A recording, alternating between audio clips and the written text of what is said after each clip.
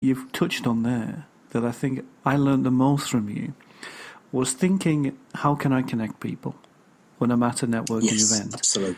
So listening to one person and listening to the next and thinking, okay, there's a link there. And that's a really powerful technique I've seen you use. And I wondered if you had any more that you wanted to give as top tips. Yeah, I think you've got to, the thing is, don't be so busy talking that you've no time to listen. I hate a phrase that gets used, and I mentioned this to you when we had our preamble, and it's the word serial networker. And people say to me, oh, you're a serial networker. And they think it's a compliment, and I actually think it's the biggest insult you can give me. Because a serial networker is, in other words, it's their way of saying we see you at every event. And I've seen serial networkers, so let me give you my take on a serial networker. They think serial networker is someone who's out there doing the business and getting to the events. Well, I'm out there doing the business and I get to the events. But a serial networker is someone who is often so busy talking and handing out business cards that they hear nothing. And I remember going to one event and I thought, I'm going to stand today and I'm going to see how much they know about me at the end of the conversation before either me or them break away.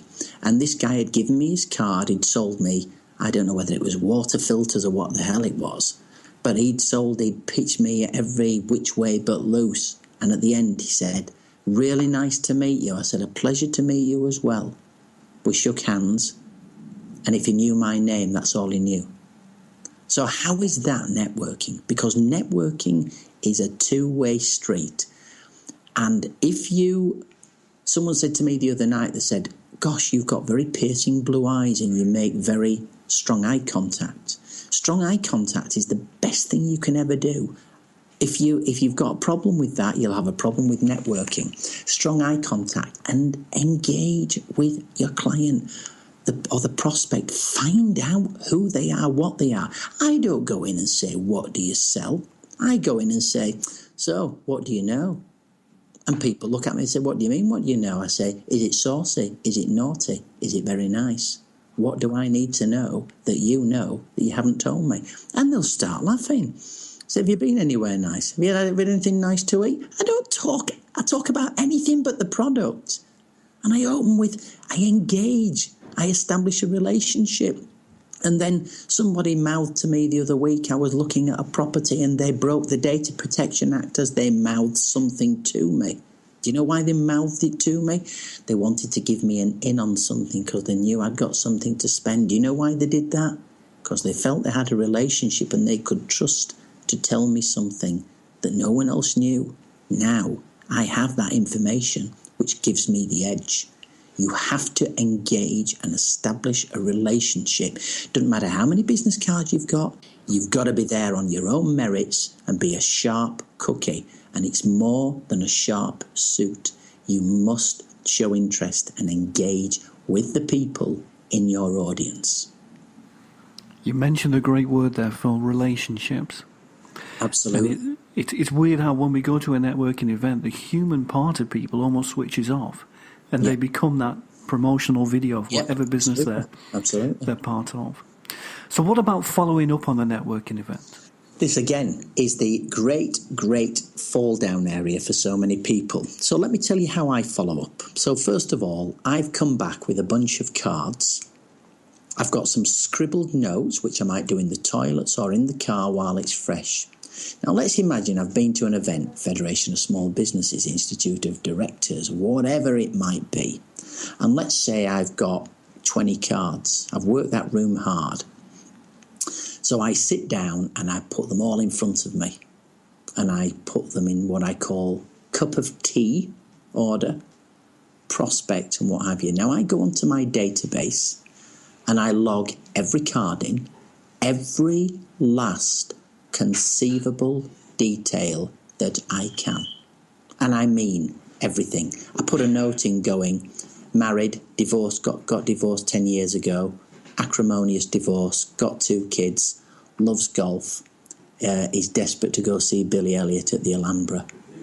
I literally catalogue the conversation. When I have put everything in, then I ring them.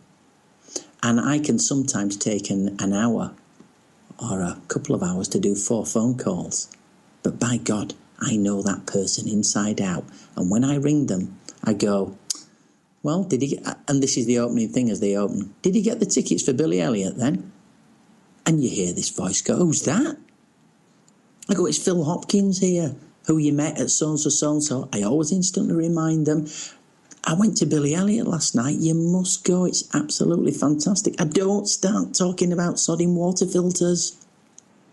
And I start going, Billy Elliot, and say, have you seen that kid? The one, there's 4 kids playing it. This was me. I was at Billy Elliot last night. There's 4 kids playing it. And there was 4 playing the other part. And the one who did it last night was that guy called Lyons, and he's from Guiseley. He was the Leeds lad. And he was so good at tap dancing. And they go, oh, I'm dying to see that. I'm dying to... I'll say, well, on a more practical note, have you flogged any water filters? Oh, God, yeah, time's a bit market. And then we go in and say, anyway, enough of water filters and Billy Elliot. When we're going to meet up for a coffee, I never, ever, ever arrange meetings. I always arrange a cup of coffee. Why? Because coffee and a meeting or a cup of tea is a social meeting.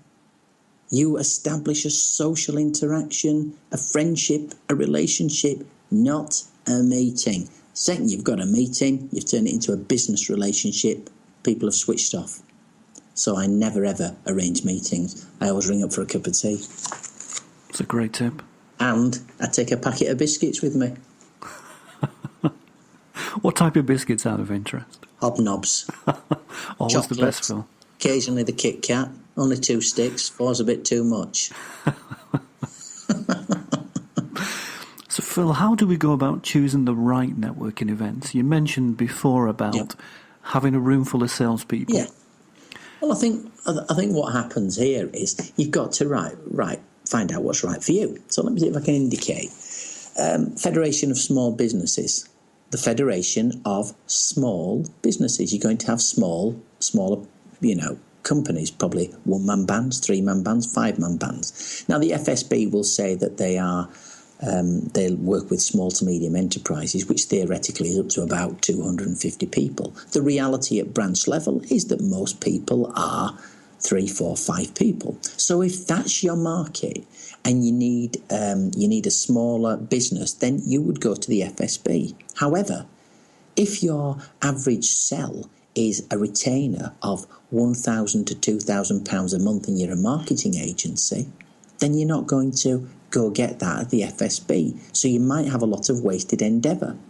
Now, if you have a retainer of £1,000 to £2,000 a month and you specialise in property, then you probably want to go to one of the property forums that all the estate agents go to.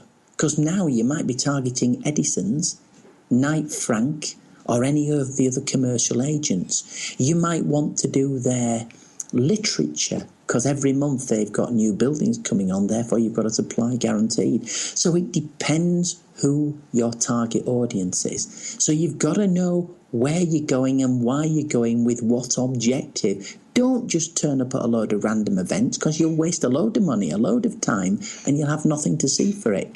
And have your 60-second elevator pitch ready. Good morning, my name is Phil Hopkins. I'm from H2 Communications Limited, and we're based in Yeadon in Leeds. We are a full-service marketing agency specialising in web, search engine optimization, blah, blah, blah, blah, blah, blah, blah. That's just an example of something I used to say. But in 60 seconds, I could embody my entire company. Have your pitch ready. But don't go pitch that to a load of butchers if your target market is property. You've got to choose the right event for where you are positioned in the marketplace as a company. Great tips, Phil. And if we know that, one thing about target marketing is knowing why we are relevant to that industry as well, isn't it? Yeah, absolutely. So having that selling point. Absolutely. Great stuff. Absolutely. So how do we get into the habit of making networking part of our working week? We can always put it off. I think that's one thing people often say. I think this is there's a really easy way to do that. you can either network, and networking can be done online now. So you could go onto LinkedIn and engage in LinkedIn conversations. You can make 2 or 3 calls a day. You can follow up 3 calls a day. If you do 3 calls a day, that's 15 calls a week. If you've got a 1% strike rate, that's 1.5% success rate. You might get 1 appointment. Do that 12 times a year. You've got 12 appointments. 12 appointments, let's say you nail 2. You could have 20,000 quid's worth of business. It starts with 3 calls a day. The moral of the story is, do not see the iceberg. If you see the iceberg, that's what the Titanic did. But in fact, take the iceberg, break it down, and guess what the iceberg is? It's drinks in a whiskey and it's ice in a whiskey and soda. So you break down. Don't see the entire problem. If you try and eat the elephant at once, you'll choke. Bit by bit by bit, you do it a bit at a time. So do something each day. What's wrong with mailing out a couple of letters each day? Personalised, very personalised. What I used to do, I used to send out a letter each day, a standard one, and then I'd put a post-it on it and I'd handwrite the post-it. Hi Mary, it'd be great to have a chat with you. Hope hubby's well. And then I'd go look at all the notes that I'd made. Hope Darren's well. Hope whatever. And I'd tell them, hope the boys got into the gymnastics club. And I go, look, I know a girl who worked for Fabergé. She used to keep a card index system. And she used to read upon the notes of the salesman before the salesman walked in. And when the salesman walked in, she'd say, how's the wife and the 2 boys? Not how's the wife and the kids. It's a recognition. She knows I have got 2 boys. So it's all about, you can do something every day, but try and make it a bit special and do a bit each day. Don't do monster things. If you do it as you go along, that's the smart money. Set your alarm half an hour early. By within 30 minutes, an hour, you've done your letters, they're in the post, or whatever you might do, you've done your LinkedIn. Do a bit each day. Great tips, Phil. One quality, again, I learned from you is consistency, which you've touched on there, is doing those things every day. I always remember your diary, and you'd move things across. Yeah, absolutely. From day to day that you'd not managed to do or couldn't be done or whatever. I still do now, and if I open my diary right next to me now, I can tell you exactly what I've got to do tomorrow. Now, let me give you another great tip. I never, ever, ever go to sleep at night without doing 2 things. I walk into my spare bedroom, which is my office, and I grab a piece of scrap paper. This is the stuff that's got fouled up in the photocopier, which is never thrown out. It's clipped together and ripped in half and turned into 5 jotter pads. And I sit down and I get my diary every night and I carry forward anything not done to the next day or the following week. And then I have a piece of paper. I'm in fact a very sad anorak individual, but I actually take this A5 piece of paper and I put home, out, Weatherspoons, other. And anything that can be done in Weatherspoons is anything that does not need to be done at home, because I like to work busy atmosphere. And porridge with blueberries and unlimited coffees cost £2.69 with free internet, cheaper to run my office from there. So I go down there most days. You'll find me in Yeadon Morrison's under the Monet painting.